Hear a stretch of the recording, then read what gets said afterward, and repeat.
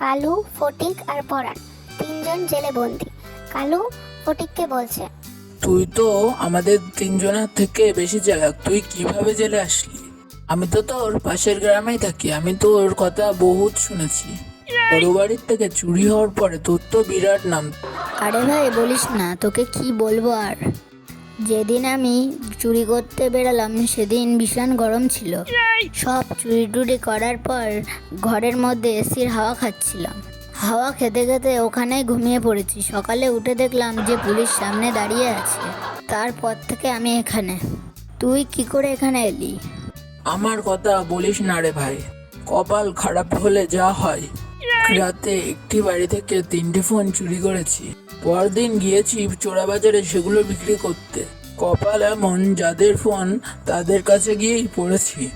তারপর কি এখানে আসতে হলো। পরাণ, তোর কি খবর? তুই এখানে কিভাবে এলি? কি বলবো ভাই, না জেনে শুনে এমন বাড়ি গিয়েছি যেটা পুলিশের বাড়ি।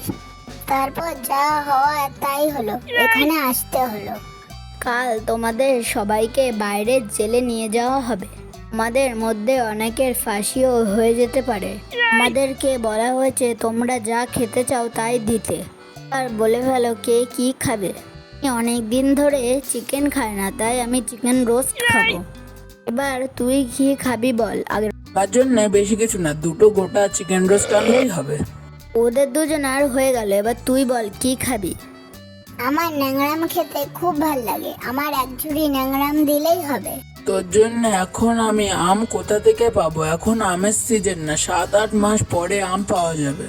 অন্য কিছু হলে বল, তাই এনে দেবো।